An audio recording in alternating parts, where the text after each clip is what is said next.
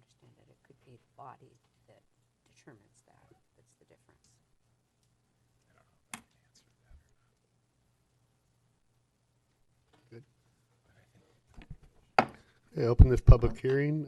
Topic is to appeal denial of conditional use permit to establish a marijuana retail medical marijuana dispensary in an existing building located at 100 St. Helens Street, Lee and Lucas. And I'm going to turn it over to our city planner, Jacob Greichen.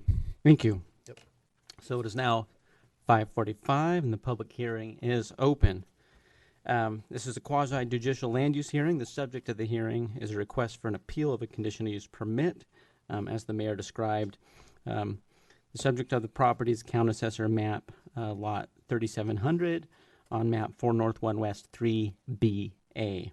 The applicant is Robert Lee and the owner is Robert Lucas. Because quasi-judicial proceedings require the observance of certain procedural formalities, we must take a few moments to cover some preliminary matters and required statements. So the first is for the council. Does any member of the council wish to declare an ex parte contact, conflict of interest, or bias in this matter? I just happened to be in your office when you got a phone call from a concerned citizen on the topic. Okay. Yep. And as long as you don't feel that impacts your decision? I don't, but I wanted to state it. Okay, good. Thank you. I did get 2 emails.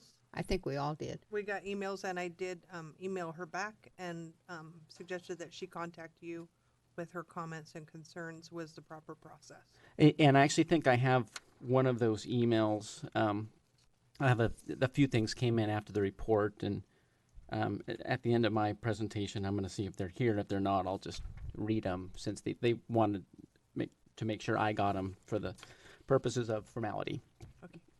Okay, good. That being said, does any member of the audience want to object to the council's ability to make a fair decision? I don't see any. So, generally the proceedings will be as follows: required statements, which I'm doing now. Then I'll review the staff report. And after that, it's the applicant's presentation. And then those in favor, those who are neutral, those opposed, the applicant may rebut at that time. And then we have final questions of the council, close of the record, and deliberations and decisions, which will happen as part of the regular session tonight. So the following statements are required to be made at the commencement of the hearing pursuant to our code and ORS 197.763, subsection 5. One of the substantive criteria for the decision, or a grouping of it, is St. Helens Municipal Code 17.100.040, 1A through F. All testimony and arguments and evidence must be directed towards the applicable substantive criteria described or other criteria in the plan, such as the comprehensive plan, land use regulations found in the development code, etc., which the person believes applies to the decision. Failure to raise an issue, including constitutional or other issues related to the proposed conditions of approval in this hearing in person or in writing, or failure to raise an issue accompanied by statements or evidence sufficient to afford the approval authority an opportunity to respond to the issue, precludes appeal to the Land Use Board of Appeals, otherwise known as LUBA, on that issue, and precludes an action for damages in circuit court. Isn't that fun? So, let's talk about the staff report. Let's get into the details. So, in our development code, once the state of Oregon legalized marijuana, like a lot of cities, we couldn't prohibit the use because of the voter turnout, which was actually pretty high in St. Helens, no pun intended. And so we were faced with, okay, well, what do we do? And so what we did is we adopted time, place, and manner regulations for marijuana medical dispensaries or retail establishments, basically places where someone could get marijuana or marijuana product. We made it a conditionally permitted use in some of our zoning districts, generally our commercial zoning districts. And so if you wanted to establish such a business, you have to get a conditional use permit before the planning commission and meet some standards. And in the case of 100 St. Helens Street, there was a desire for such a use, and the Planning Commission denied it. It was appealed. The council is the appellate authority of the Planning Commission, so here we are. I'm not going to cover all the details. I'm going to focus on what the Planning Commission's basis for denial was. Now, you could rip that apart and make an entirely new decision, but it's easier to focus on where they kind of left off, since that's kind of the point of concern. And if it goes a different direction later, well, we'll deal with that. And so, as kind of a primer, when we have conditional use permits, there's the general standards that apply to any conditional use permit, and then there's the specific standards which may apply to certain conditional use permits. And in this case, we have a little bit of mix of both. And we'll start with a couple of the general ones. And I'm going to focus on the ones that the Planning Commission used as their basis for denial. So one of the standards that we have with a conditional use permit says that the characteristics of the site be suitable for the proposed use. So it's not going to mess things up. And based on a lot of the testimony received at their hearing, the Planning Commission found that the location of the site makes it unsuitable for the use, given events that occur in the Riverfront District, which is our way of saying downtown, that attract youth, such as those associated with the Halloween Town celebration in October. The Planning Commission also found that several nearby uses attract youth, such as the Columbia Theater, which is right over there, and the St. Helens CrossFit, which is a little closer. In fact, they're within 300 feet of the subject property. So they felt there was kind of a use conflict, and it created us discomfort that they used that as one of three bases of denial. And so one thing to consider is how you look at the various laws and, do you agree with that or not? And if we look at the state's laws for these kind of uses, what the state says is they're not supposed to be located within 1,000 feet of a school. Basically, we can get into the nitty-gritty details, but essentially that's what it says. The city's laws are similar, which we'll talk about pretty soon.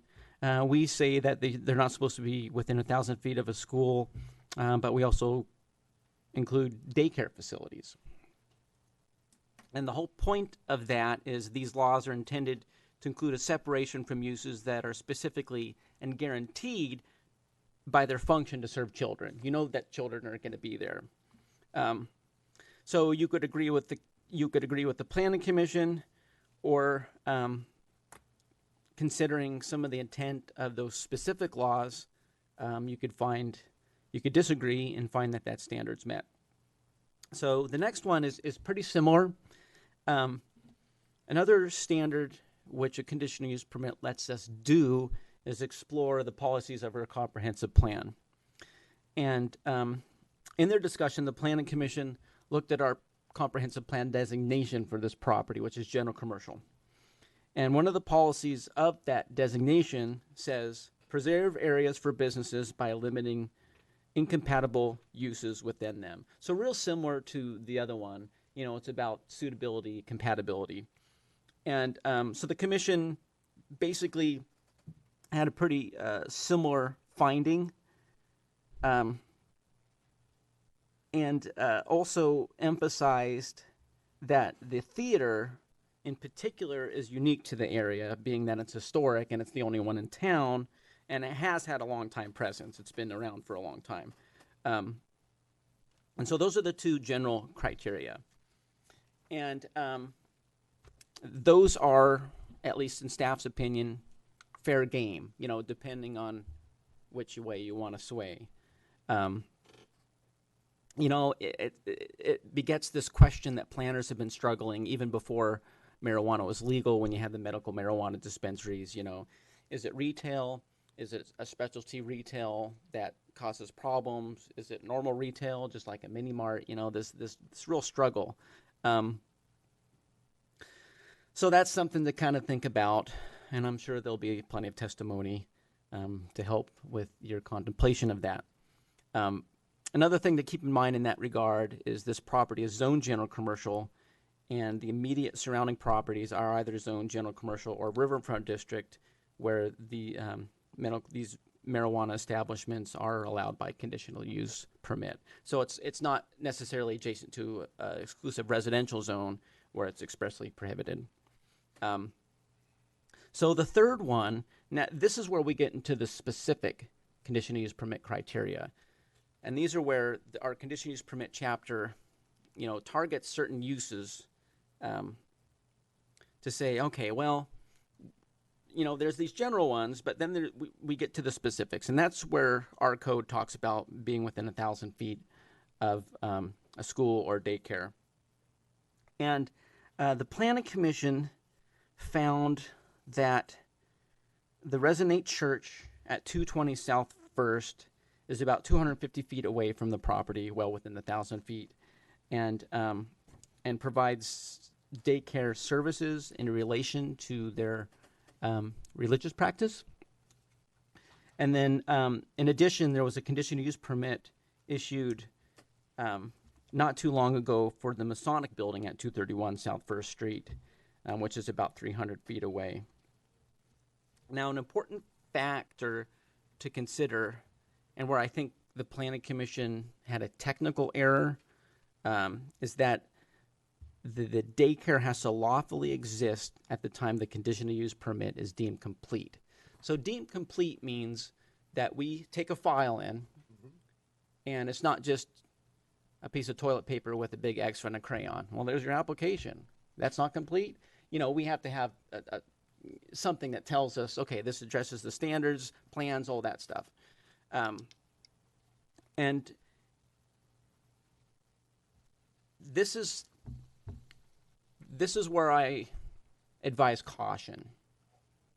Your interpretation has a lot of value, and the case law says that you can interpret your code.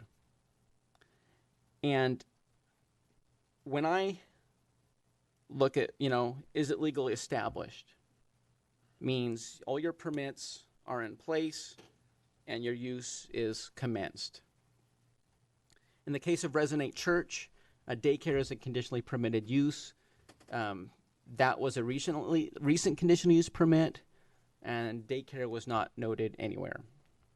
And I'm not aware of any license or business license for daycare there. And then the Masonic building, they got the conditional use permit, but there's building permits and other licenses which haven't been acquired.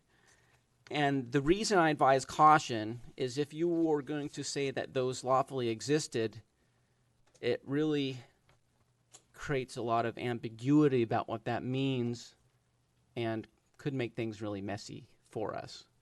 So if you're leaning towards denial, I would avoid that one. But the first two do have some potential. Now, so what are your options? You could deny the request, and in order to do so, you only need to find one of these standards that falls in disfavor. I mentioned three. One or two of those are all you need to say, no, I'm sorry, this use is impossible here. Of course, you can approve the request if you find all the standards are met. And if you do approve it, we have the conditions of approval that staff recommended to the Planning Commission. And these conditions are the same as proposed at the Planning Commission. There's a minor addition about the crime prevention plan, mentioning how existing lighting can be taken into consideration. And because the planning commission recommended denial, they didn't get into conditions beyond what was recommended by staff. But they did deliberate about potential conditions restricting the times that the business would be open. They talked about potentially having it be open no later than 8 p.m. Monday through Thursday, 9 p.m. Friday and Saturday, 7 p.m. on Sunday.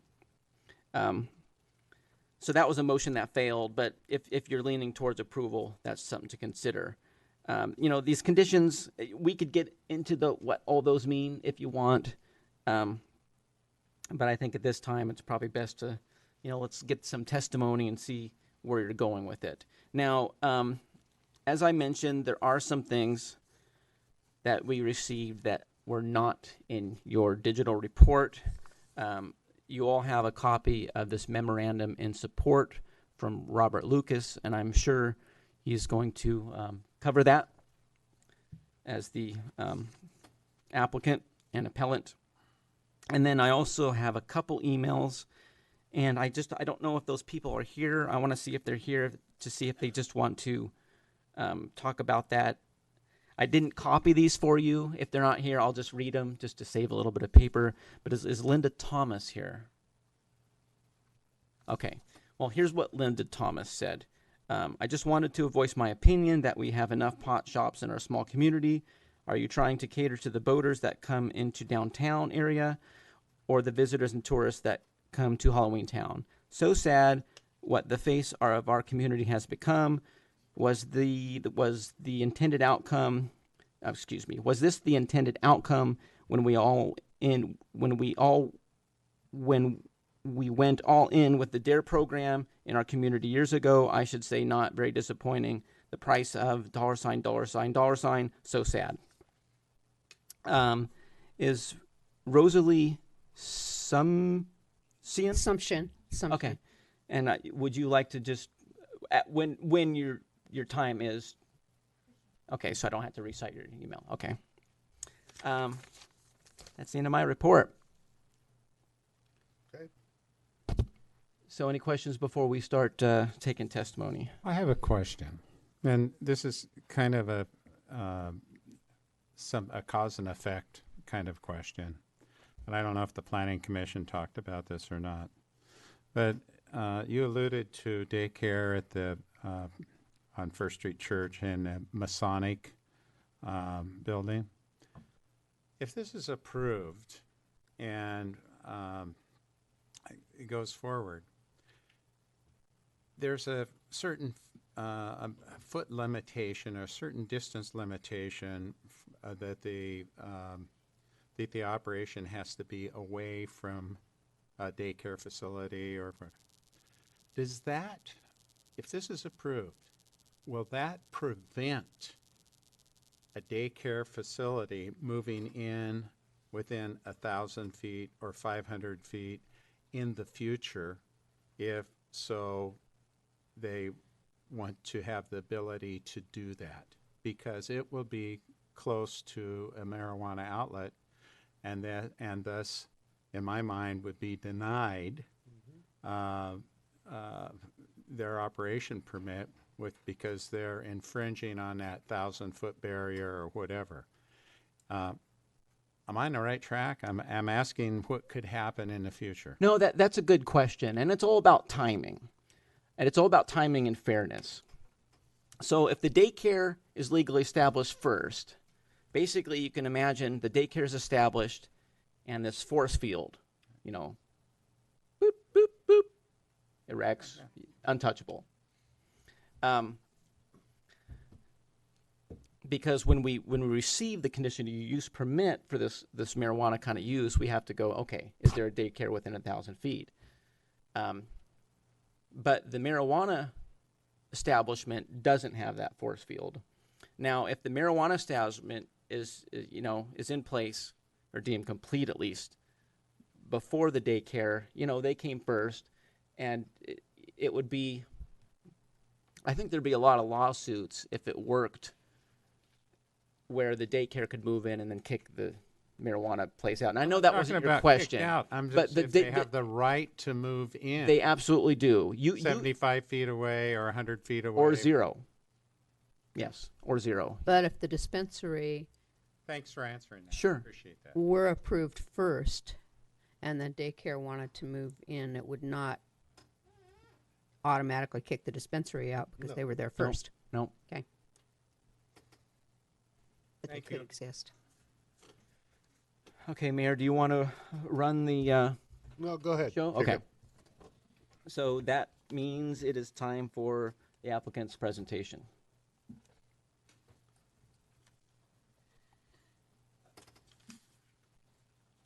I used to know the city council good, but I guess I didn't know it for many years since I had much to do in St. Helens, apparently. My name is Bob Lucas. I am a local attorney up in Rainier. I do have property here in town. Can you bring the mic closer to you, please? Yes. I usually speak real loud, but. And I have a problem in that the applicant, Robert Lee, has called me 3 times now since 4:30. Didn't realize there was an accident on Highway 30. He's stuck. At first he said, maybe I can make it in an hour, which would put it here at 6:30. But I'm talking to some of the other folks here. One of them drove around. She knows the area and it took her an hour to get around. He doesn't, and I don't know that. Yeah, it's a fatality. Highway 30 is closed both ways in Yeah. St. John's. So what I'd like to do is proceed, and hopefully he'll be here. And if not, we can, at the end of the hearing, I might request that we keep it open for his testimony, and maybe even to put it in if you can during your meeting before you deliberate, or some other time. So I just want to pass that We'll on. cross it when we get there. Right. Be fair. I'm just going to take a minute, and if I can, and go over basically what I put in my little memorandum to you folks. And as you know, the Planning Commission, by a 3-2 vote, denied this application. And frankly, there was a vote, as was mentioned, to approve it with the certain conditions. It failed 2-3.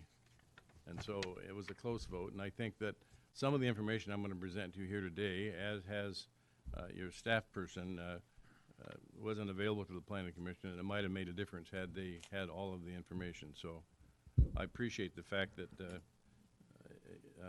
we're not just really reviewing what the Planning Commission does. You have a right to decide it on your own merits and not just affirm or deny them. But going on, when the Planning Commission concluded that there are 2 child care facilities located within 1,000 feet of my building. By the way, I own the building there. I didn't mention that, but I have owned it for probably 30-some years. It was remodeled in 1988. It was Kelly's Kitchen before that, a small restaurant. I expanded the building out to the edge of the roof line, didn't make it much bigger, put in some landscaping, bricked it, new windows and doors and interior. And in fact, got a letter from the city of St. Helens commending me for the job I did making the building look nice, and it still does look nice. And recently we're fixing it up. We're doing some of the things that were conditions, like putting wheel stops on the parking, making the parking lanes 9 foot wide instead of the 8 foot ones that I had, putting the handicap one in there. We're going to go ahead and do some of the things, no matter what, that was proposed as conditions for the approval. Did the Planning Commission err, though, in concluding 2 child care facilities were located? Yes, they did, and I'll talk about that in a little bit more detail. Did they err in holding that the proposed use was incompatible with the comp plan? By finding that the Old Town area was frequented by children, as if that was some criteria for denial. I had a hard time trying to follow that one, and grasping where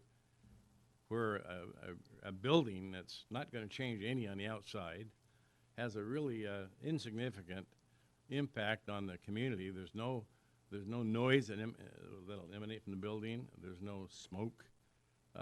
There's no anything other than what might come out of a grocery store or,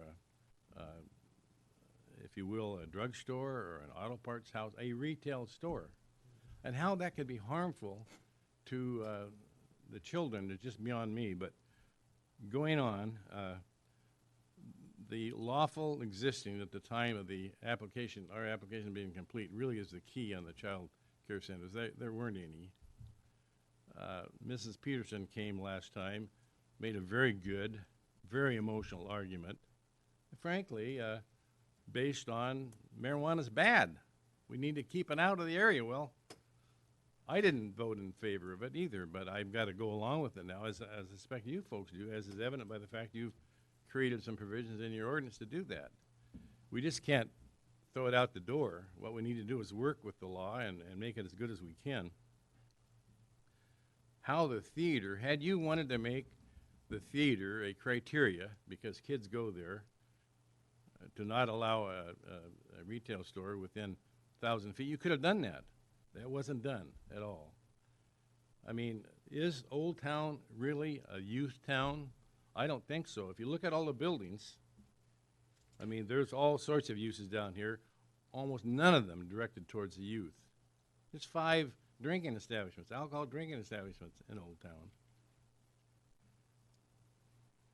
The church, let's talk about that for just a minute. And your staff person, Jacob, did a good job in getting the history, but the conditional use permit was granted there for a church and never mentioned a child care center at all, or a child care facility.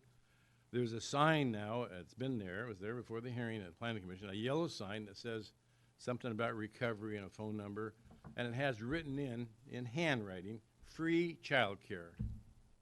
And apparently what happens is, by the way, it's only open on Sundays. The church is a Sunday church, apparently.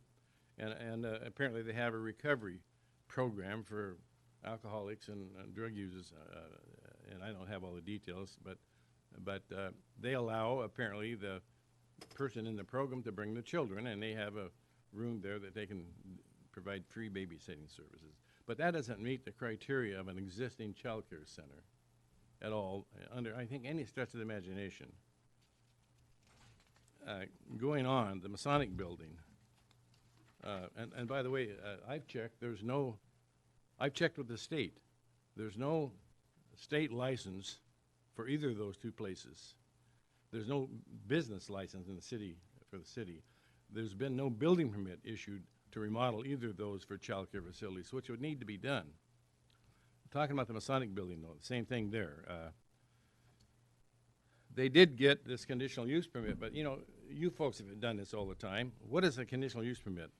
I used to be the DA here, and I used to be the attorney for Multnomah County handling the Planning Commission. I have a lot of experience about what you can do outright in a zone, what conditional use permits are, and you do too, I'm sure.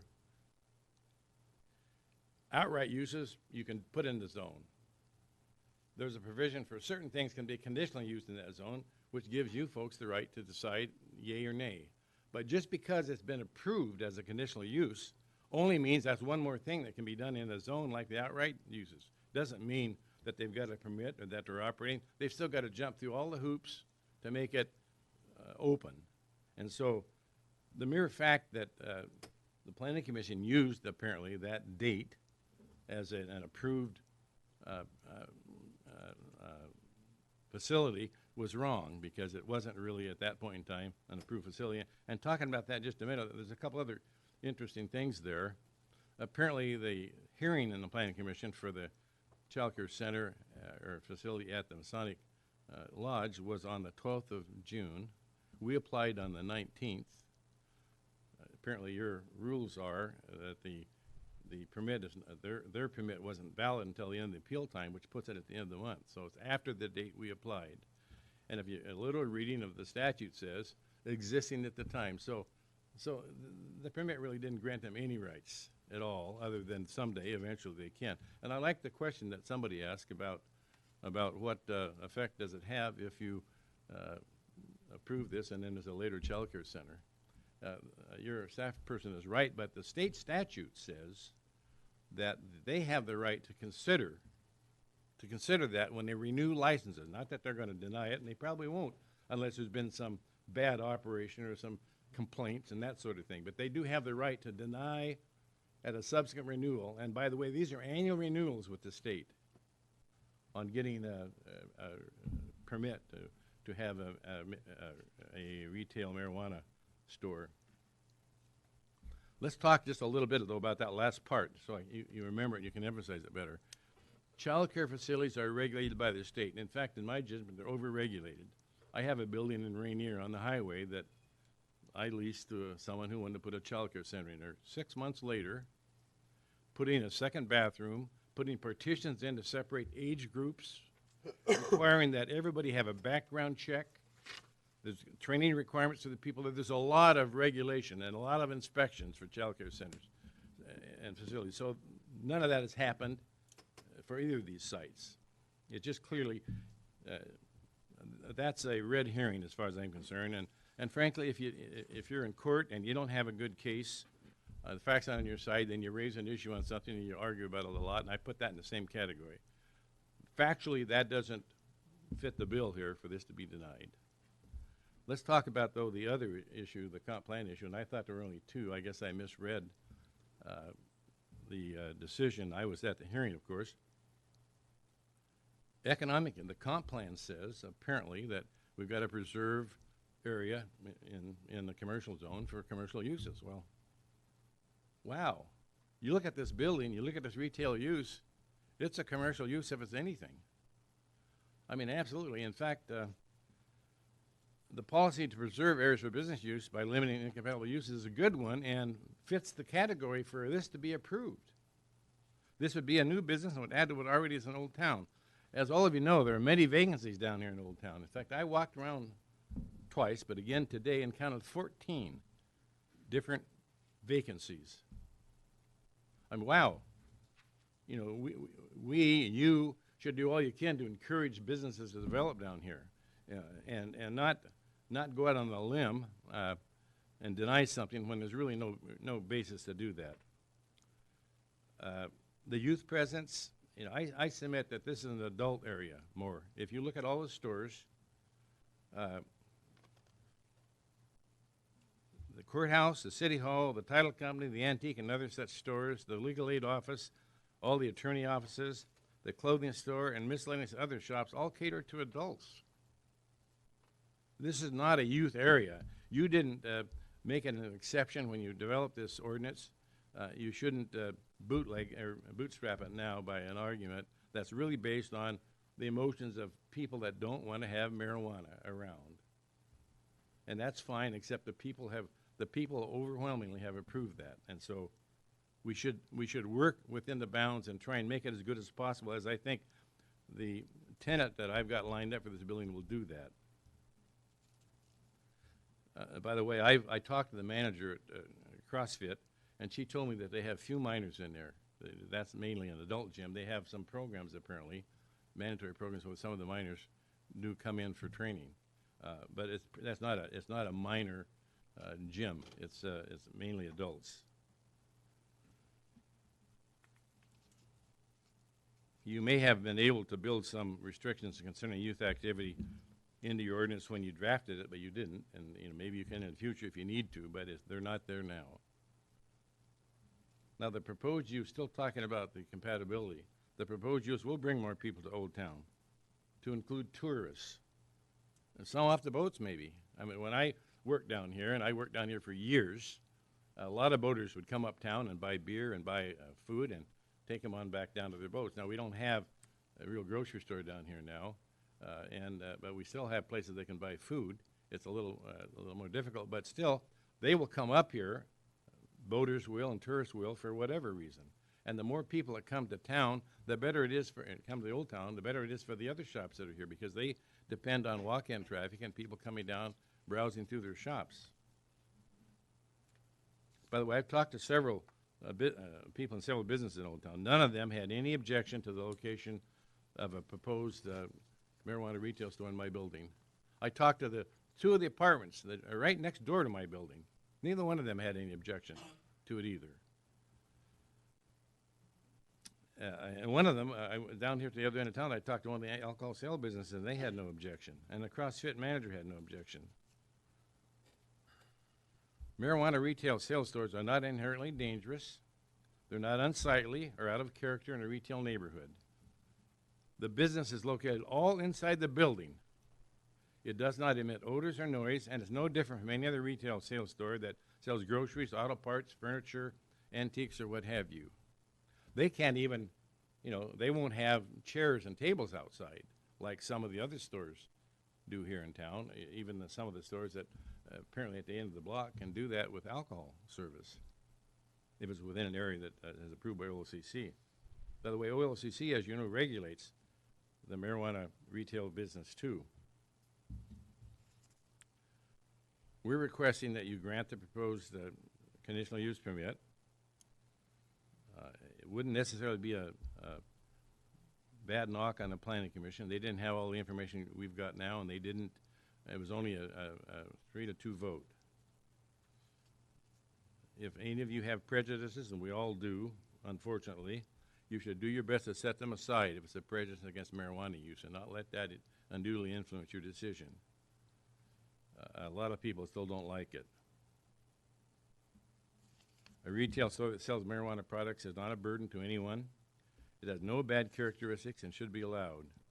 You have allowed it elsewhere, and even approved an earlier one down here in Old Town, apparently in the Muckle building, which I used to own. It didn't open for whatever reason, I don't know that, but one more such store in Old Town will be a boon to all the businesses here, and do what's right and approve it. Now, I haven't personally looked at this up, but I did get this information from someone that knows. When the state statute was first passed, it listed the schools and daycare centers or daycare facilities. They've modified that now after you passed yours. So now the state statute only says within 1,000 feet of primary, grade, and secondary schools. It doesn't even say high school, public and private. So the state has taken away their objection, if you will, to daycare centers, probably because it's a complicated area. It's hard to define. It's hard to really follow, as is evident by this case. So it might be a consideration that you folks in the future might want to look at and copy the state statute. I'd be happy to answer any questions any of you might have. I still don't see my proposed tenant here. Maybe we could reserve a little time at the end if he shows up. Yep. Okay, and Yes. I'd be happy to answer any questions you might have. Well, I just curious of the state statute that you just had followed up with it there at the end. And Jacob, I heard you read that actually state statute said schools and daycares. State statute now says schools. When we adopted our And it rules, defines it to. Did you say? Now it only says primary and secondary schools. Why didn't Primary you and say high secondary. school? yeah. So state law has evolved, and when we adopted our laws, it was really in the infancy of cities. Oh, what do we do? And so we largely copied the state, at least the state laws at the time. But whereas the state always had the 1,000-foot rule, and I may have misspoke earlier, but we have a 2,000-foot rule. For other dispensaries. Yeah, between dispensaries. Yeah, that's right. Right. Yeah, so that's irrelevant because So between dispensaries. Yeah. Yeah, Right. so that was so it's still 1,000 from schools and daycares, and then we have the additional 2,000 foot between dispensaries. But that wasn't an issue because the closest one is 3,000. Sweet Relief, which is plenty far away. On a deliberation, going back, on a deliberation of making those decisions and looking at the 2,000 feet and separating the dispensaries, the goal was to, and I want to be very clear on this, the goal was to keep it away from children. Keep the dispensaries away from children so that they weren't condensed in one area and limit the amount of dispensaries that we had. We were very clear on that, and that was the goal. Things have changed a little because the area, the site has changed. Some other things have changed, and now definitions are changing. So this is going to be interesting. It's going to be an interesting deliberation. I wasn't aware of any goal about children. It's not written up anyplace. So No, that was for us Yeah. as we were deliberating if we were going to have dispensaries and what kind of guidelines we were going to have. for our dispensaries in our city. Yeah, It was So- part of the discussion, not a goal. yeah. And we can, as a city, be more restrictive than the state. We can't be less restrictive, obviously. Right. And we are. Okay, any other questions for him? Thank you. Thank you. Jacob, you're running this meeting. Oh, yeah. So, those in favor of the application? I made no attempt to load the council chambers.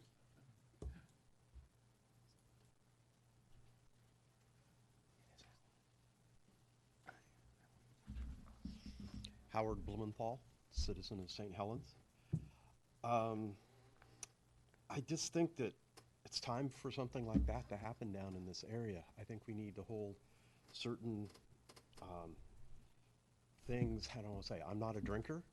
We have so many bars and taverns. If you're talking about protecting our youth, why do we have drinking on public sidewalks? Why have we expanded the drinking area down at 13 Nights on the River? Pot is sold behind closed doors. You gotta be 21 to get in the door. They check your ID. Everything's done inside. You hardly even know it's a pot store except for the insignia on the door, you know? Coming up with all these other uses, you know, it's just crazy that we're not allowing it for some of the reason that I've heard stated tonight, you know? It just sounds like paranoia from some people, you know? If we're that concerned about our citizens, I mean, alcohol is much worse than marijuana. We've had a lot more fatalities from people driving, getting drunk, police reports, people losing it when they're drunk, you know what I mean? And that type of thing. It just sounds like we're being treated unequally, you know? I mean, my next things would just say, with our existing dispensaries, how many do we have here in the city right now? I think two. Two. You know, have we had any real problems with them, with minors getting in them or anything? I mean, so some of these reasonings don't really hold up, you know what I mean? It's all regulated by the OLCC. And so, to me, you gotta start treating them kind of the same. If we're gonna keep promoting public drinking in the city and stuff, why can't we have a pot dispensary in this area that's behind closed doors? You don't consume it on site, you take it home, you go somewhere else.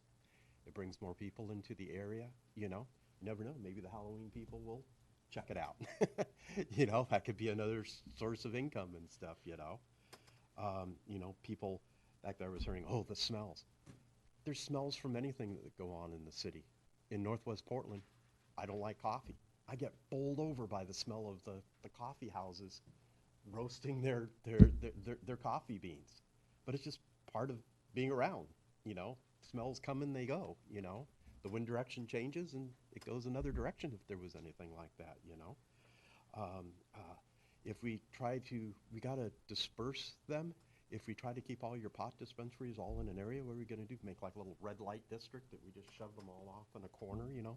That makes it sound almost bad, as if they just happen wherever they happen and meet the regulations that the city sets up, you know, away from schools and stuff, you know? You can't start coming up with businesses that would compete with them after they go for their permits. It just doesn't sound right that somebody then could tie something up by getting another, you know, starting a permit after the first one was in, you know. For the most part, I like the way St. Helens is going. You know, I think it's hopefully becoming a more progressive town. Hopefully we're getting a better image with people, that we're not a bunch of, I don't know, we're more people. With some of the things that we have to do down here, we have some very neat ideas coming up in the city, which I think if we hold true to it, will make this a great community. And I think getting terribly worried about insignificant things sometimes is going overboard. Let me see if I got everything. I guess that's about it. I guess you guys know where I stand now, you know. I mean, I guess I'm the only one here to bring these points of views to you guys, you know. But I see no problem with this. So, thank you. Okay, any more in support of the proposal? Okay, I don't see any. So the next category is if you're neutral, you're not really in favor, you're not really opposed, but you just have some kind of neutral comments. See a taker there?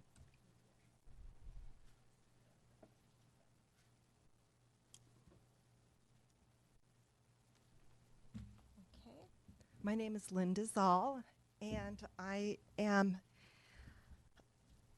have one thing that I'd like the council to take into consideration whenever you make decisions, is that when we're talking about sensitive populations, our children are one of those very sensitive populations, and I know we've had a lot of conversation about that. But one of our other sensitive populations is our mentally ill, and we have Columbia Community Mental Health just around the corner. It's a nice, it's a 2-block walk, basically. And many of our citizens with mental health problems also have dual diagnosis. And so, which means that they also have a substance abuse. And, you know, many times people with mental health problems, they use substances in order to feel better. And once you get addicted, it's a lifelong process. So it's not that they're bad people or anything. I am waiting for the day when we get our pharmaceutical companies to dispense marijuana so that we can, you know, we can have it available to the public. You know, in a really good way. So that's the only thing that I wanted you to consider when you make this decision, is also protecting our other sensitive clients in the community. Thank you. Any more neutral testimony?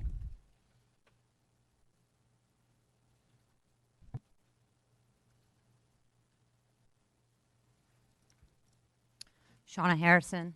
Sorry, I'm so vocal today. Anyways, in regards to this, I think that it's important that everybody keeps talking about education and concern about children, that we maybe as a city try to set a precedent in regards to education for early intervention of addiction with children. With our current position, with your guys' current sale of the property to the marijuana grow, we are in a unique position as a city in the state of Oregon to put ourselves, to put a higher standard, especially as there's a lot of stigma that is associated with the marijuana, but there's also a lot of benefits that's associated with marijuana, especially in regards to the CBD aspect of marijuana, which is also can be derived from hemp products. I do definitely, there's a strong youth presence down here, especially at 13 Nights on the River. I personally feel that the beer garden should have stayed closed, but I don't know, you know, it seems to be properly mediated down there in general. There's lots of growing pains regarding the marijuana industry in general. And one thing I did have a question about was, what if the public schools, right? So if for some reason we decided to build a public school down here, and that dispensary was on the corner, and say we decided to build a public school where John Gum School used to be, that would not be able to go in then, correct? That's a similar question that the council asked. If the marijuana establishment is in place, then a school could site next door. Okay, I just didn't know if there was a difference between public and daycare. So public, I didn't know if there was a public school. I was trying to do a little bit of research on that. I just didn't know if there was a... Yeah, as far as the city's rules, it could be a public or private school or daycare. Okay.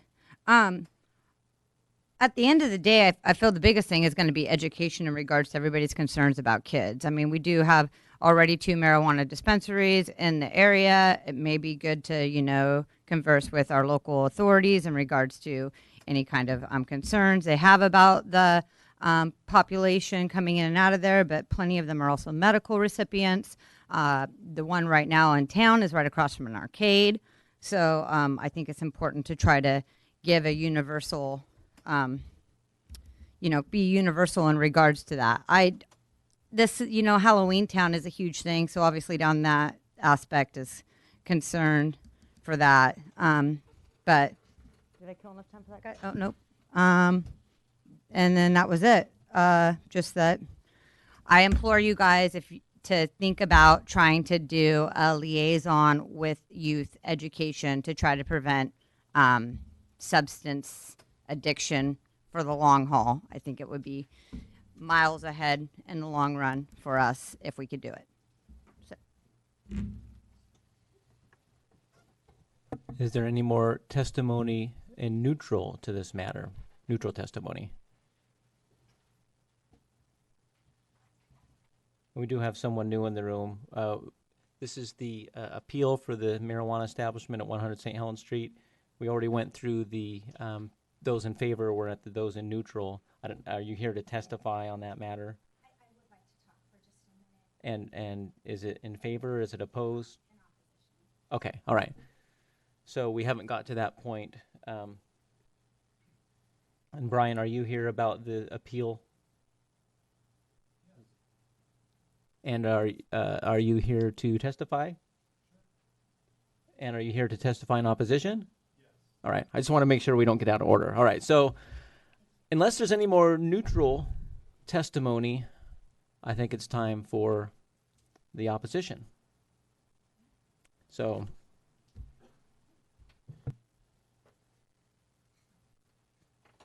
Jessica Seeger. I've been in St. Helens for about 2 years now. I just want to start by saying I'm not contesting the legality of marijuana. I'm not contesting the morals or the ethics. I've heard some great arguments about how alcohol is more dangerous, and I've personally lost family members to alcohol and alcoholic car accidents, so I can see those points. But the time, manner, place is very concerning to me. I moved in next to a dispensary here in St. Helens not knowing that there would be a very strong odor coming out of it. I was forced to trade bedrooms with my children because the odor coming out of the back came through their bedroom window to the point where my children were getting severe migraines. So to say that that is not something that actually happens is absolutely not the case. There are people who hang around outside of the dispensary that are panhandling, asking my kids for change all the time. To me, that's concerning. So being in an area that is around a lot of children, that worries me. As soon as my lease is up, I'm moving because I just can't have my children breathing that in all the time. They do have a right to run their business. It's a legit business. It's a legal business. As far as it being next to a daycare center, I feel like most people expect when they attend church that there is going to be daycare provided. That is just a normal, reasonable expectation when you go to church. So I would feel that it would make sense to say that, of course, there's a daycare inside a church. Why wouldn't there be? I don't think I know of any churches that don't provide daycare. Yeah, we spend a lot of time and money on making this area very family friendly, and that's part of what drew me to this area. That's what keeps me coming back. But I don't feel like my children should have to get sick in order to participate in fun activities. He mentioned a lot of adult businesses, and it's true that a lot of the businesses down here are geared toward adults, but those are not businesses that are affecting the health and well-being of our children. There's a water park down here specifically for children. I mean, we do the Spirit of Halloween Town. If we're going to invest all that time and money into drawing the children in, why push them away? So it's my concern that if we can't guarantee that the odor isn't going to affect people coming out of one business, how can we guarantee that it's not going to come out of this one as well? So that's my thoughts.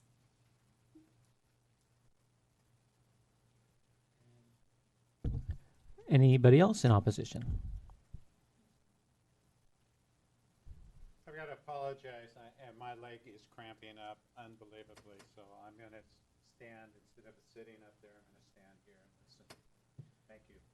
Excellent. Thank you. My name's Rosalie Sumption. I'm the one who emailed you, and I'll keep this very brief in the interest of your time, but I do so appreciate you letting me speak to this tonight. And Mayor Scholl, my condolences to your brother, too. I'm so sorry to hear about that. I'm a longtime resident of St. Helens, but I also work professionally with children for the last 20 years. I have lived in St. Helens. I consider downtown as probably the crown jewel of Columbia County. It's a beautiful, it's old, but it's a very historic area. So I feel like we have maybe a duty to protect that as much as we do to protect our children. So I'd just like to reread this very short email to you. I respectfully request and appreciate the denial of this business application. The proposed area is a gathering place for citizens during activities such as Halloween Town, 4th of July, 13 Nights, the Park for Children, the Little Spooks Parade. A shop of this type doesn't promote a healthy and wholesome atmosphere for attracting families to this area. So in addition, children also attend the theater, the dock, and the park. So I really do appreciate the time that you've given me for this, and I really urge you to consider denying this application. So thank you very much. Next.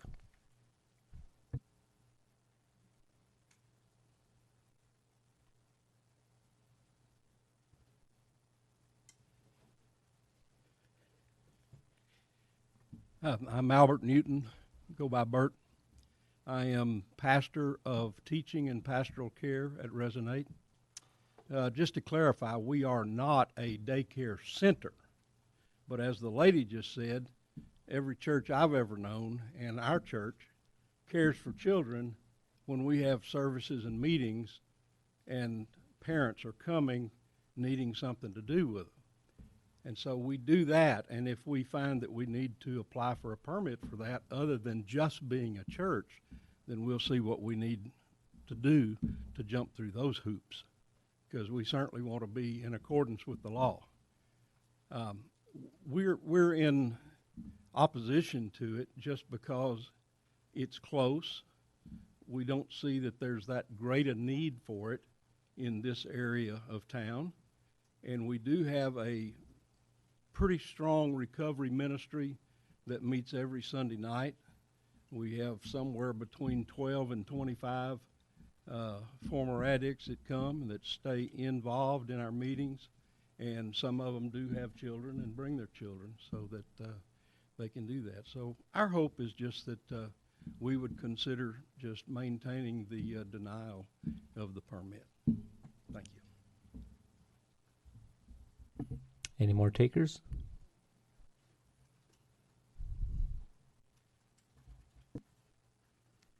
Hello, I'm Leah, and I'm from the Columbia Theater. Can you not hear me? Sorry. And I apologize that I was not here earlier. I will go back and watch that, because of course I should be seeing the other points of view of this too. So I'm sorry for running in late, so I apologize. As the theater, I have to say I am opposed to having the shop there, because I work with the schools, and usually twice a year, not always, but we run a matinee program. So all the grade schools are involved. They all get tickets at a very discounted price, which for a lot of them, that's the only time they come to movies. Lots of times we'll see, 800-900 people per week, for this matinee program. And like I said, it's all through the grade schools. It can be up to 20 weeks a year that we're doing this. And this program's been going on for, to my knowledge, it's been going on 20 years. Now, Jim, the owner that I bought the theater from, he actually made the program up. And I don't know how many years he ran it before I had knowledge of the program. So I'm going to say for more than 20 years, this partnership with the schools has been going on. And so I feel like to some degree during those 20 weeks, we're kind of an extension of the school, because it's a school program. They pass out the flyers at school. The school keeps part of the money. They all meet together. So I feel like although the theater is not a school, we do partner with the schools up to 20 weeks a year.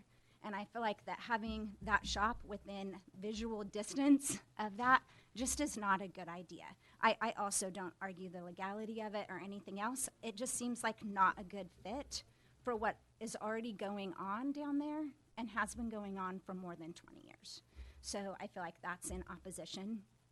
And then I also have to confess there's a personal part of this, as far as that I live very close. And my daughter and I, this downtown beautiful area, this is our playground. We walk around, we go to the park, we're everywhere.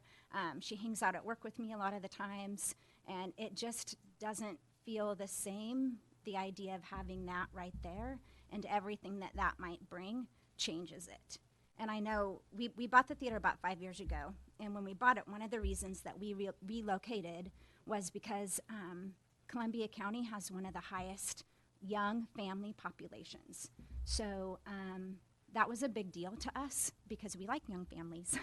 And so it seems like all the stuff, like I heard somebody say something about, well, all the other adult businesses. Well, as a mom of a young kid, that's not how I view it. It feels like to me, this is the most awesome kid lane ever. You know, we go to church, the church has a great kids program. Do you know what I mean? Like it all feels very kid friendly to me, and the pot shop seems very out of place of that. So that's my 2 cents, and thank you. And I will go watch everybody else's because I apologize for not being here earlier. I know there's more.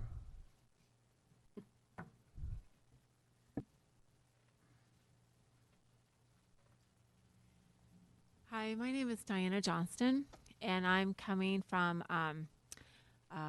maybe confirming a point of view that was already brought up. I have a mentally ill daughter, diagnosed number of things, borderline personality disorder. Addiction is a real element to mental illness. With that mental illness, there is increased impulsivity and things that she would never have wanted to do before in our home. Now that she is 28 years old, she can make her own choices, and she can get up in the day and think, oh, I am fine, I don't need my medication. Oh, I see this, I'm going to start this, even though it may be detrimental. With mental illness, especially with her illness, with her diagnosis,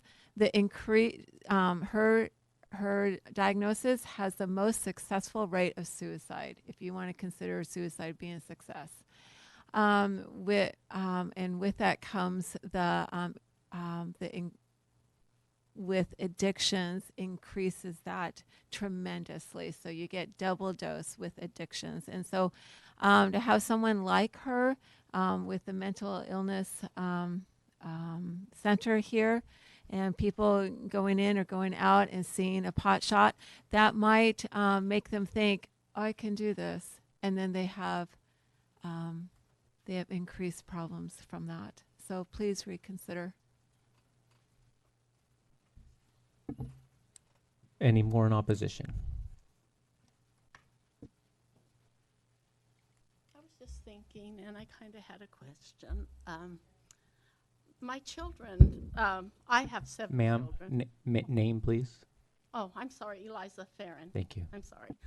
I have 7 children and have raised them a good part in this community, and we've loved the downtown area, the park and the dock and the shops, and brought my children here a lot, and also my grandchildren.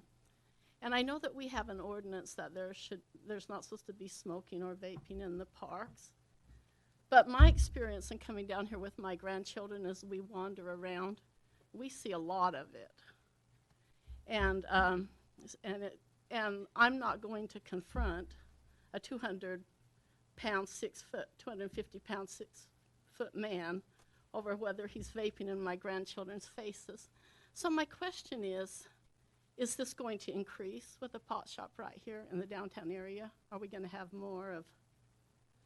on the 4th of July, I sat right next to a huge man who had some kind of vaping equipment, and it was totally encompassing my family. I just wondered, is that going to increase that issue? Because I don't see any enforcement of that except peer pressure. And like I said, I'm not going to get in the face of some huge man who's doing it to my family. I don't want to hear the language and the aggression that's going to come out of him. So that was my question. Would that increase that issue? So, thank you. Any more in opposition?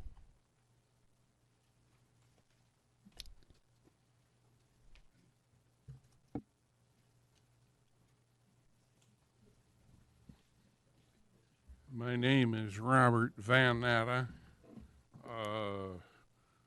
I occupy office in 222 South First Street, upstairs above the Resonate Church. I am probably part of one of the oldest businesses in town.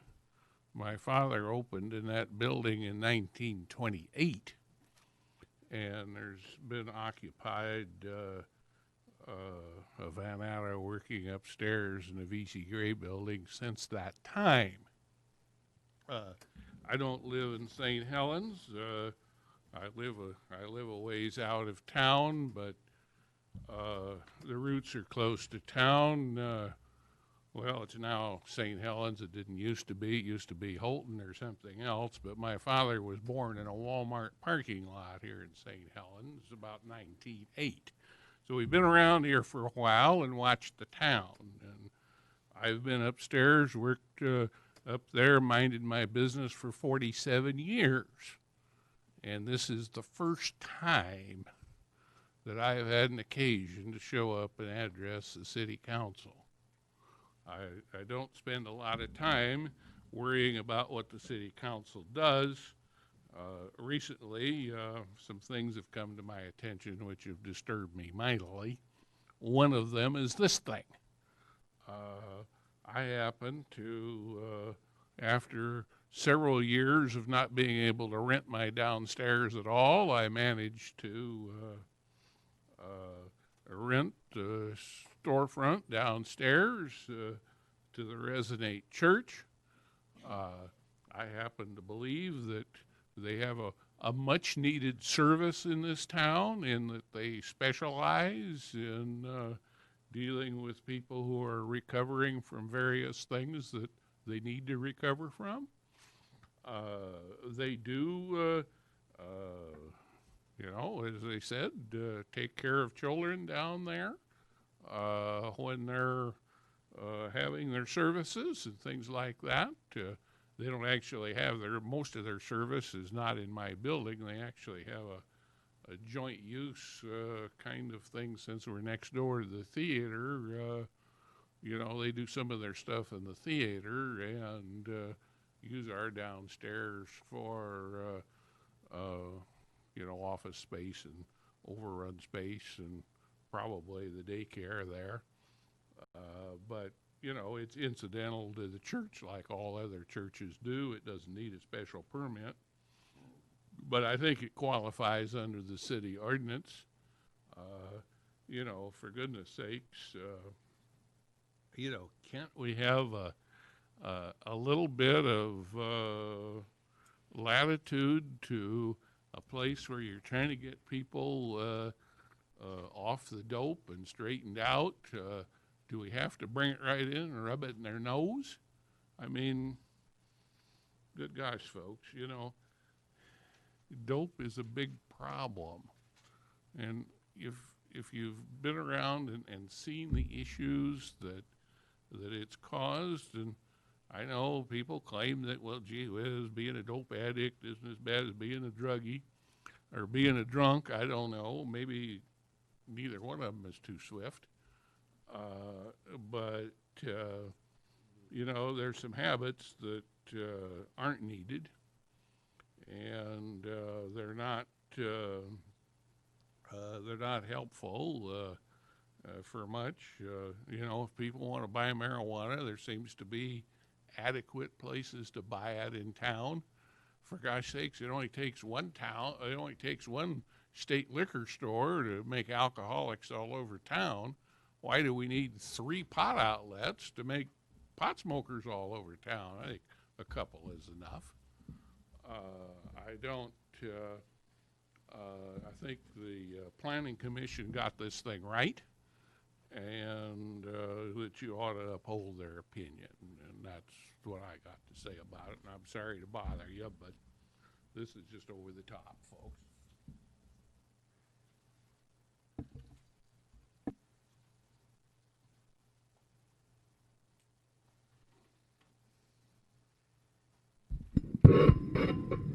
Steve Topaz, St. Helens Street. I'm going to come about this from a little different point of view. One of the things that I do is medical packaging, and I get a journal that describes medical packaging. And one of the new things that the medical world has to package is marijuana. And surprisingly enough, they've got the best statistics of where marijuana is being used and packaged. And the two big states are Oregon and Colorado. And the piece of data that's most relevant is that now that these two states have recreational marijuana, 97% of the medical outlets have been closed. Basically, what the journal has found is that the word medical marijuana is a storefront for recreational, and I don't think there's any place for recreational marijuana, and that's what the numbers say. Thank you.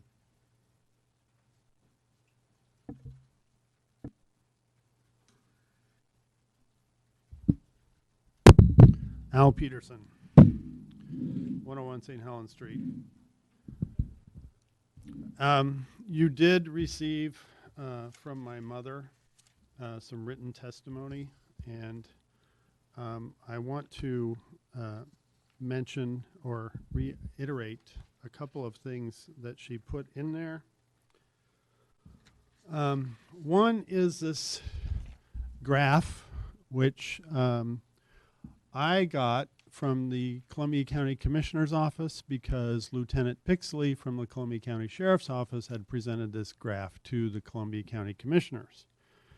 And what this graph is, it says postmortem NVA statistics for Q2 2018, which means, or the way Lieutenant Pixley explained it, which I thought was a much better explanation, was whenever there's a death on the highway, the state police and the sheriff's office and the Oregon State Medical Examiner are required to take blood. And they do a blood analysis of those folks that died on the highways. And so what you have here are three graphs. The top one shows a bar graph,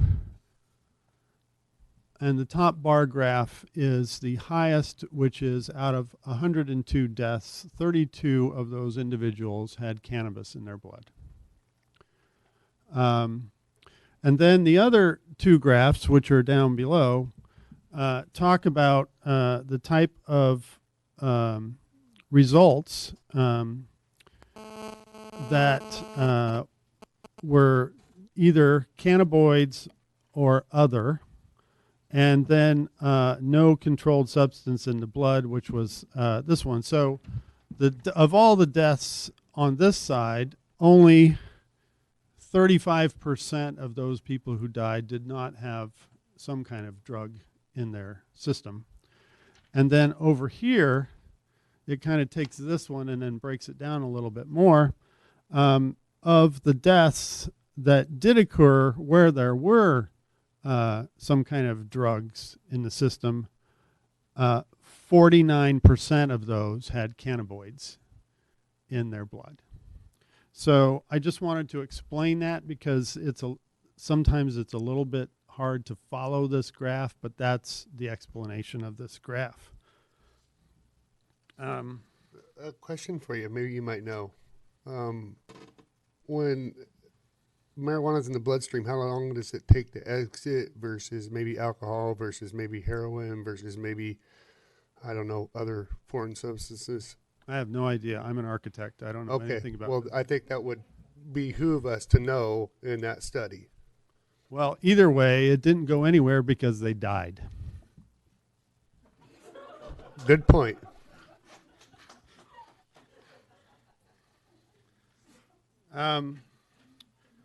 And then also, right after this graph it talks about in Colorado how that the number of accidents between 2013 and 2016 more than doubled with folks who had cannabinoids in their blood. And the one thing that I did want to also share with you, I'm not going to cover what you already have in writing. Again, I think that if you do decide to approve this, I think that you may consider or strongly look at parking because this business has a small parking lot.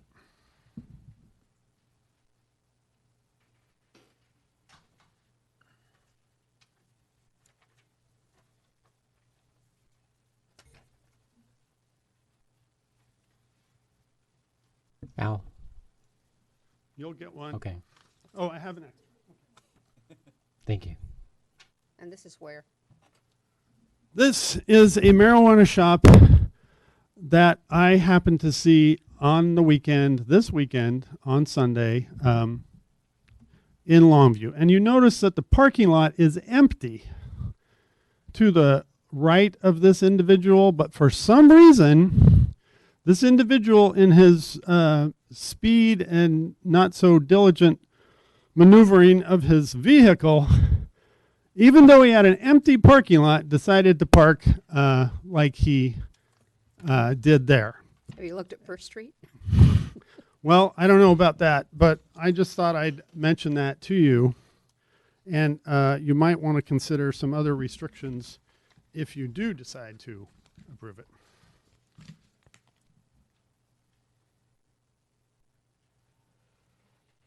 Al, I think you left your notebook up here. Al, you left your notebook. Oh, that's your notebook. Hi, I'm Melinda Gartman. I've lived and owned a house in this area in St. Helens for 18 years. We're raising 2 boys here, high schooler and a middle schooler.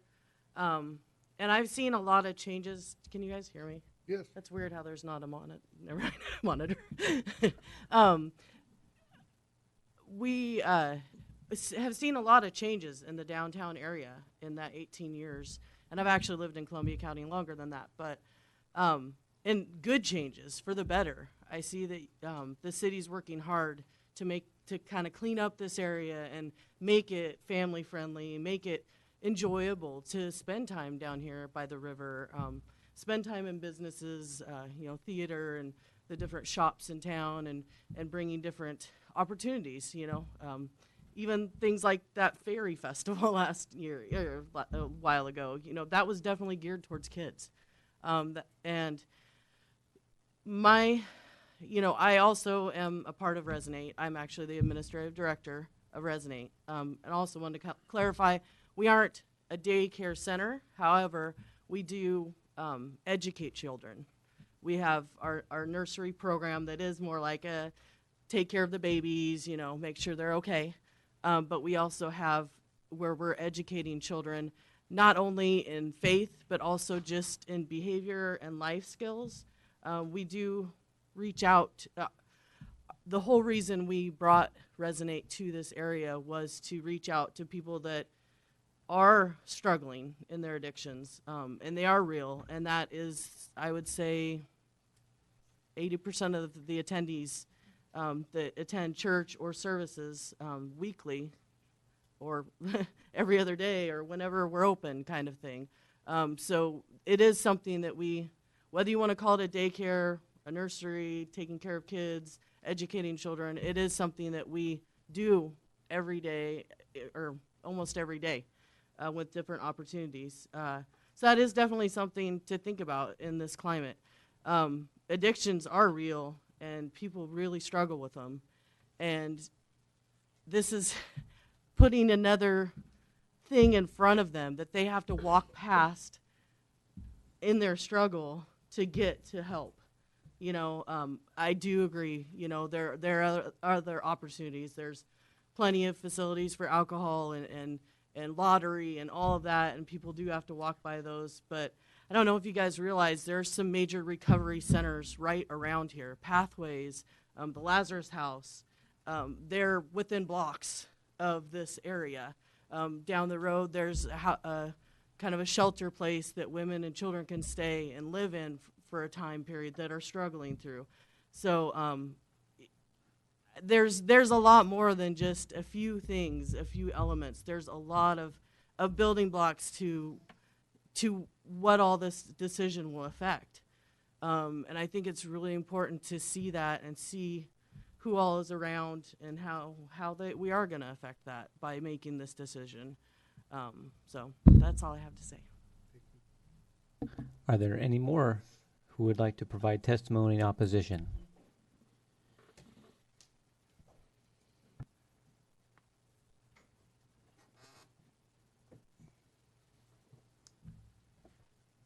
Hello, my name is Brian Verwick.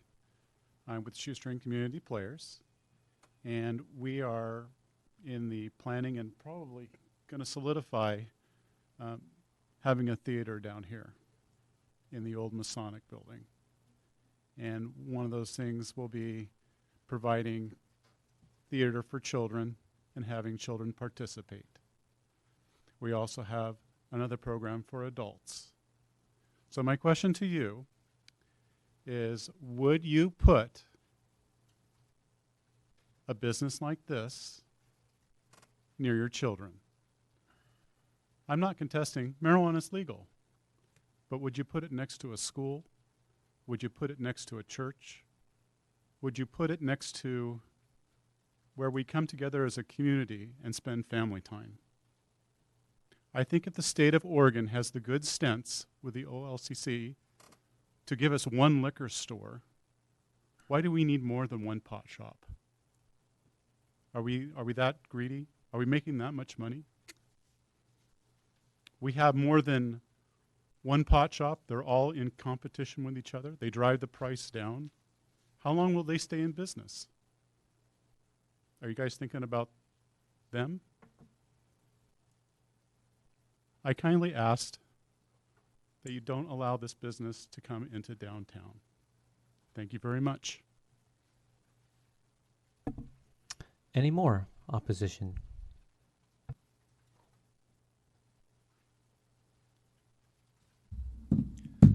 My name is Elliot Michael. I own several buildings here in town, one of which is the Masonic.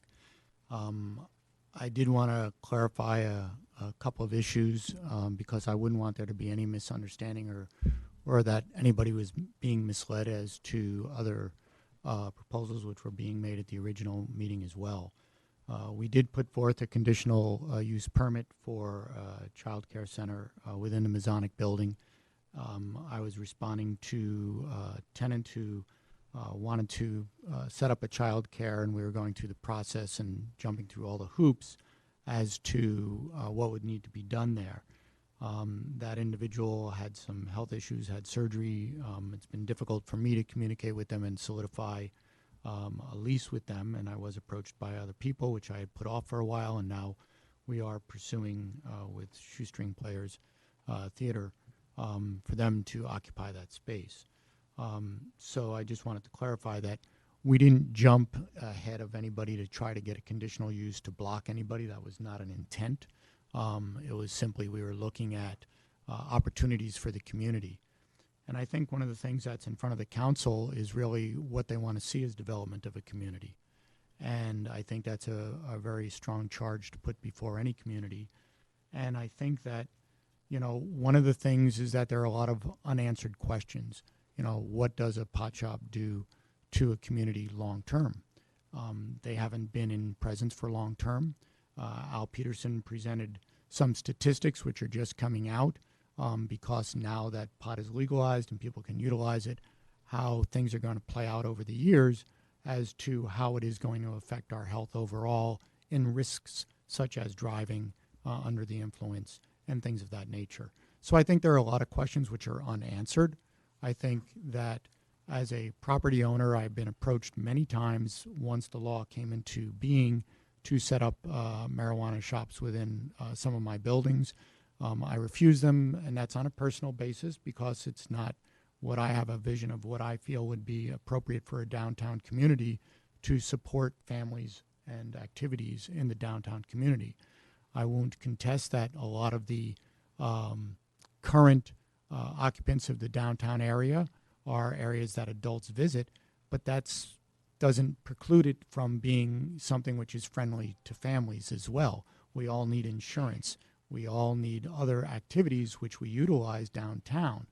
And while I would gladly take my kid with me to the attorney, I would gladly take my child to the insurance broker, I would gladly bring them to any of these other quote unquote adult geared operations, I would never bring my child to a marijuana shop.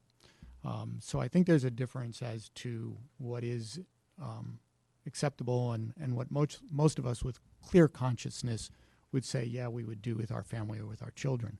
I don't think any of us can or would contest the legality of marijuana. And I think as a community, the reason the state left it up to communities to make certain decisions as to their own local governance is that the state, in its wisdom, realized that, you know, it's probably behooves to have certain restrictions and the way that communities want to set themselves up. It's not that it's stating that it's illegal. It's just saying that, okay, you have a vision as to what you want to develop in your community. And that's one of the charges which is with any local community. And I think this evening, one of the things which is important is that while we're listening to testimony in favor and testimony neutral and in testimony in opposition, that there was only one individual who came forward who was in favor. And you guys can do the count. And if you haven't, I think it's probably about 9 or more that were in opposition. And I think that shows while people of the state voted that marijuana should be legal, and I think that that's fine. People didn't want to be busted in their homes in traveling with what they may have picked up from a legal shop and being concerned about that. But I don't think that it was something that was going to swing open the floodgates to allow marijuana to be, just like alcohol is not allowed to be on the streets. There are certain regulations about marijuana. And it's really a vision of what communities want themselves to be reflected in. And I think it's obvious that by the testimony this evening that there is a preponderance of the community that wishes it not to be. And while I most certainly understand that there are economic benefits of having a tenant in a building, that the economic tide has been changing for the community. And that I have seen the fact that we've filled almost all of our vacancies that we have in in the community and will be pretty much filled up. And I know from my own perspective that if there's a marijuana shop downtown, it would probably preclude certain businesses from considering coming down here. And regarding the question as to if the marijuana shop were to open up first, could a child daycare center open up afterwards? And there are some regulations about the distances that it has to be. So depending on whether where your funding is coming from would make that decision. If it's independently funded, you can probably do a lot of different things. If you're getting funding from a state or federal government, then there are regulations as to how close you can be. And I don't have those specifically, but I know that they do exist because we had to look into that as this became an issue as to what would happen, because the tenant who was interested in doing the child care wasn't sure they'd be able to get opened within an exit date. And that's sort of a moot point at this point anyway. But that is to answer that question, that yes, it would preclude certain businesses from going in. So, you know, that's one of the things that I think that the council should take into consideration.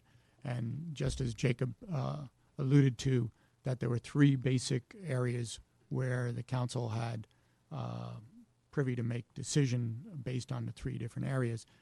The child care was sort of a questionable one. However, I don't think it's really in question because of what goes on in town and what we want to develop as a family-friendly area downtown, and really what a vision that we have as the town is maturing, and we do have opportunities for looking at what we do with the downtown core. So that's my feeling for being strongly against it. So thank you. Last call for opposition.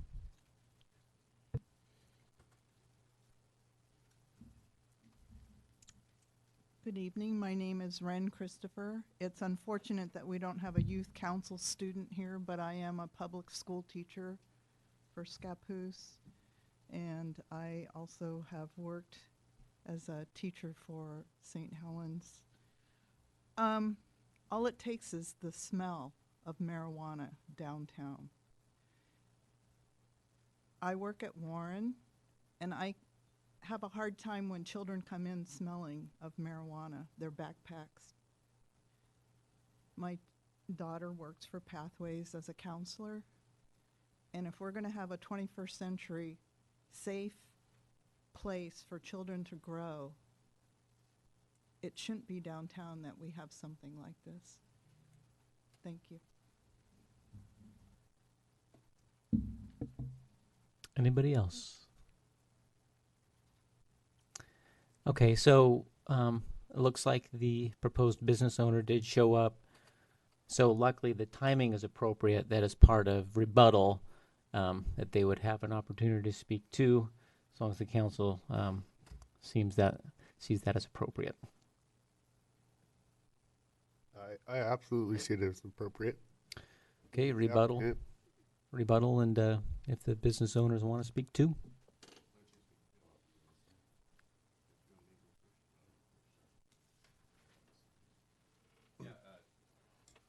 Go ahead and could you?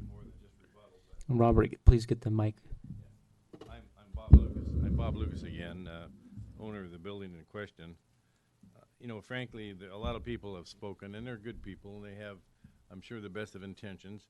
But a lot of it still has to do with the fact that we're in opposition, or people in opposition to marijuana. Now, two people spoke about odor. You know, talk to when my prospective tenant takes a stand and talks about that, ask him questions about that. I'm sure that can be taken care of.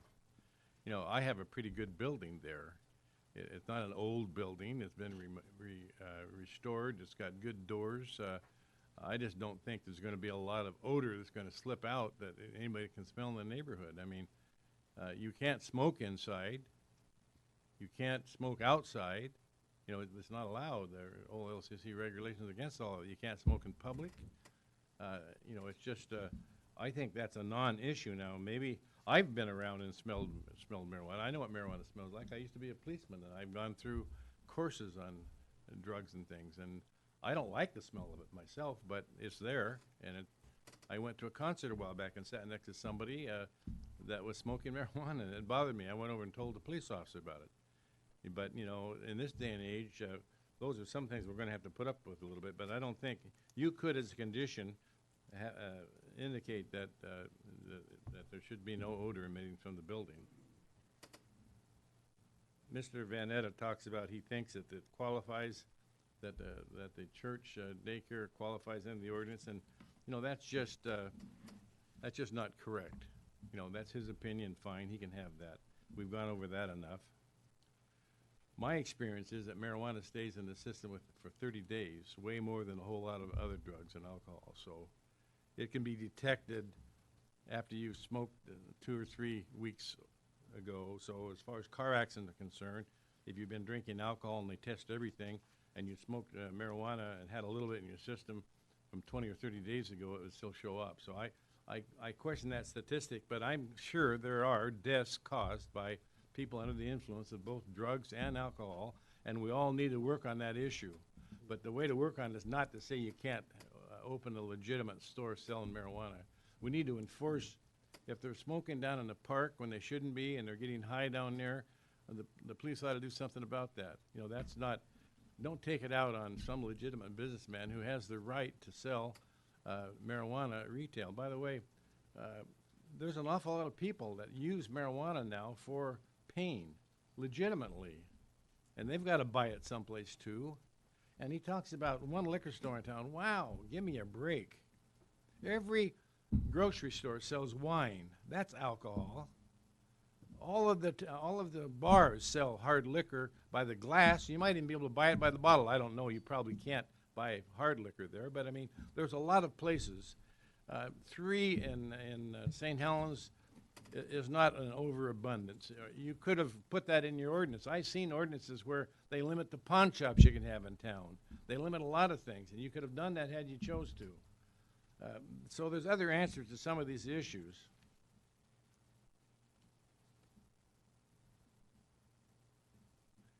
The lady from Resolute says that almost every day they have daycare there. That's not my understanding. The pastor said on Sundays, but they might educate people. They educate wherever they do that, but that is not an active daycare center, and it's not licensed to do that.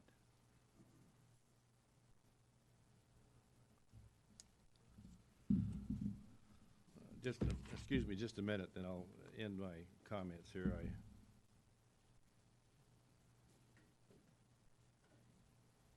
I would hope that you don't run down the track that the lady from the Columbia Theater suggested, that they're really part of the school.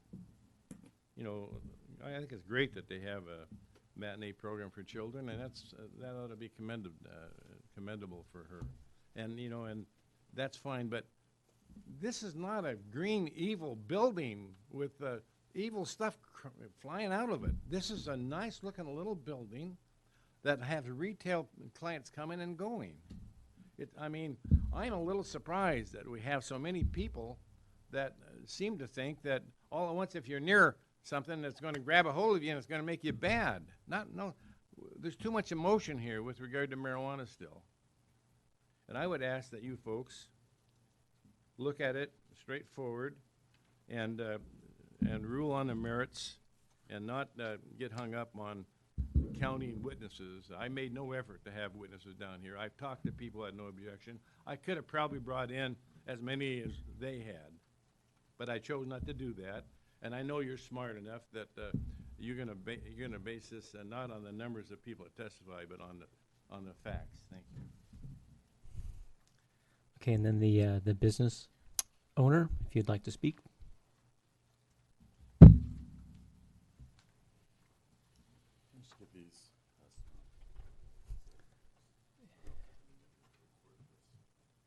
Yeah, we need one for the file, and then we'll.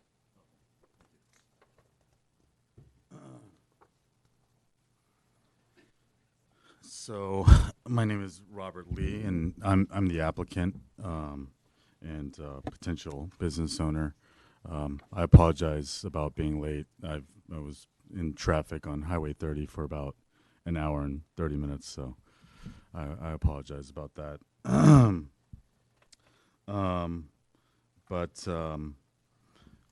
just getting this passed around, which is basically just a written appeal response, and I know a lot of people have, you know, a vested interest in their community to want to see the best for, you know, their children, and, you know, I mean, everyone.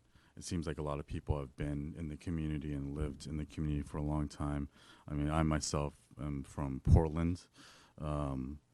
But, you know, and, you know, there's a lot of business owners here and also property owners. And so I know everyone has a stake in wanting to see, you know, or not see marijuana in their communities.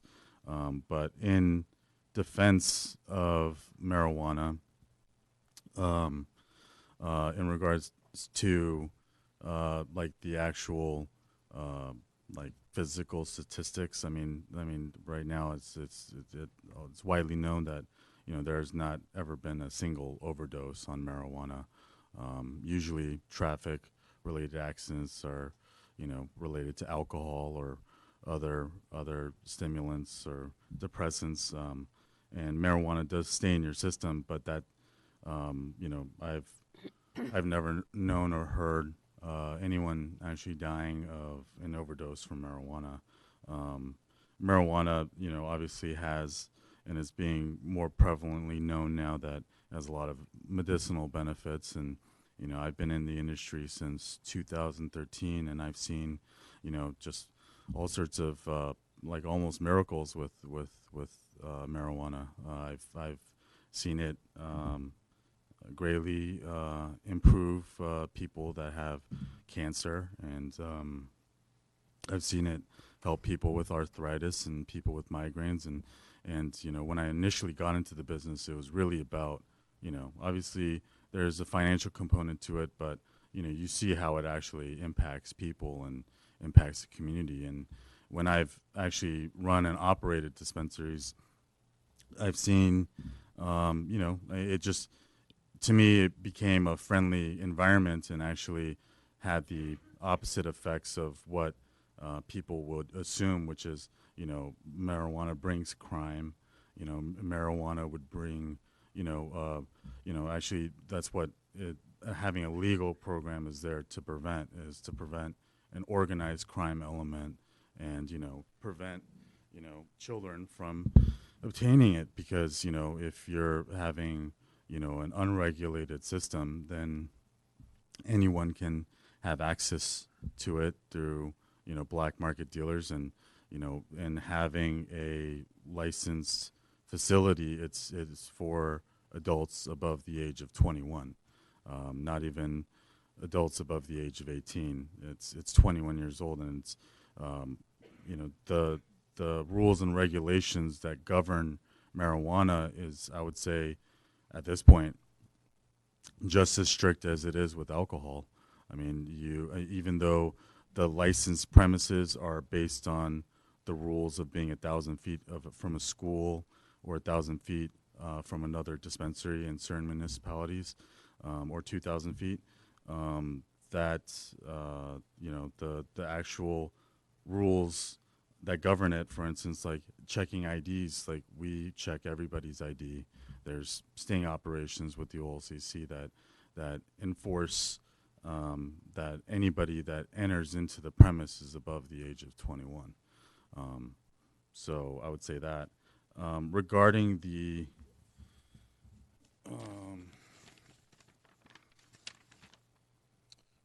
the findings, I would just say that in the St. Helens City Charter, if I'm to read this, well, with the OLCC, a marijuana dispensary has to be or may not be located within 1,000 feet of a public school or secondary school or a provincial school. With the city of St. Helens, try to read this real quick. The specific language is no marijuana retailer and or medical marijuana dispensary shall be permitted to be located within 1,000 feet of a public or private school, child care facility, preschool, elementary school, or junior, middle, high school that lawfully exists at the time the conditional use permit application is deemed complete. Regarding the 2 locations that are in question, including the Resonate Church on 220 South 1st and also the 231 South 1st, the Masonic building, there is not a child care facility that lawfully exists. And so I would argue that because there isn't a child care facility that lawfully exists and there's no business license that, well, according to the St. Helens Charter, that, there's no code or city charter rule that would prevent the conditional use to be granted.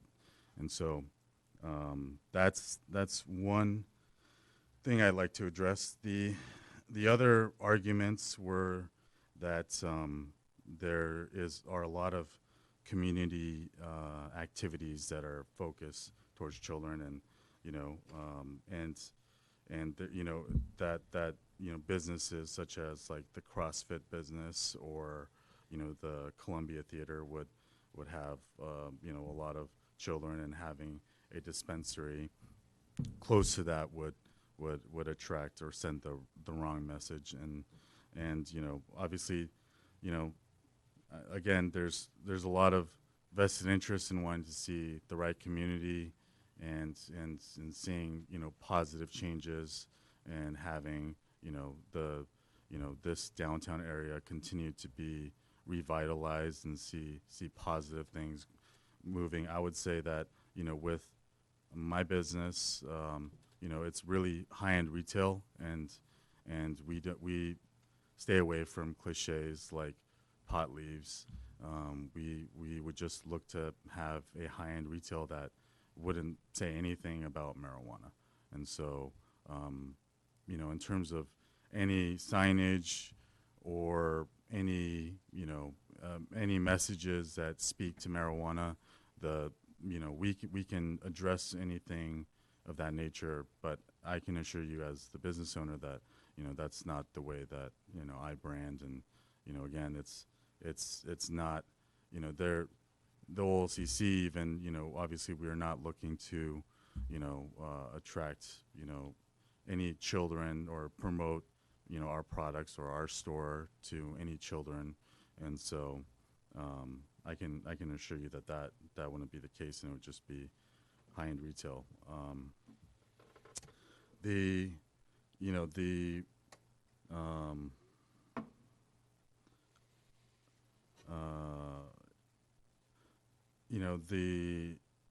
certain things that were discussed before, such as having shorter hours and closing earlier.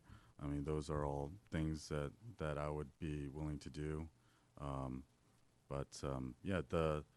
The main thing is, I just want to be a good neighbor, and and I don't, want to create conflict in the community. Obviously, it's a heated topic, but as a tenant, or just somebody that has operated these businesses for the last 5 years, I've seen the opposite effect. I've seen a lot of people initially,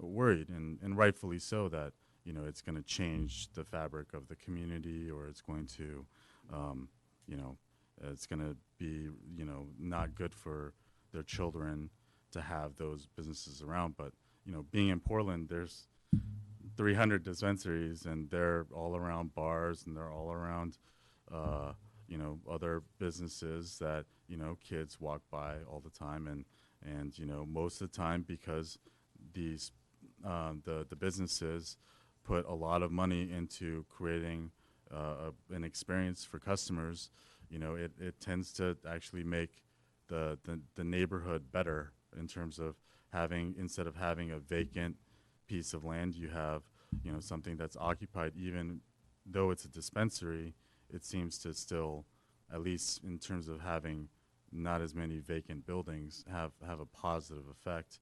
And again, it's really how you run your establishment as well, and certain business practices. For instance, one insight would be that marijuana businesses that sell larger quantities, those quantities can be purchased by people above the age of 21, and then those people could potentially sell to children. Now, what's to say that that's, of course, that's just as bad as selling black market weed to children. But one thing in terms of a business practice, in having a dispensary in a downtown area that we could do is, do not sell any quantities above an ounce, or maybe you look at selling quantities below an ounce, because usually people who buy in quantity, unless they're older and they're looking to, let's say, create edibles, oftentimes they're looking to redistribute, and I know that from experience. And so maybe that's a conversation we can have to prevent that marijuana to go into children's hands, because again, having a legal marijuana program is supposed to prevent organized crime, is supposed to prevent marijuana to get into children's hands, and that tends to happen if you have responsible I guess ambassadors of the rules. And so I would just stress that I know this is a very heated topic, but that if we're looking at how this conditional use and the parameters of why the criteria was potentially not met, that there's enough, I think, evidence showing that under code that it is compliant and that conditional use should be granted. Thank you. Thank you. Does the council have any final questions for staff before the public hearing on this matter is closed? We had a vote of five planning commissioners. Is that correct? Who were the two that were absent? Do you recall? I don't. Well, the minutes are in your Okay. packet. I'll look it up. Okay. Thank you. Any other questions? Sounds like we can close the public hearing. This public hearing's closed. We're going to take a little break, let the girls get in and out of the computer.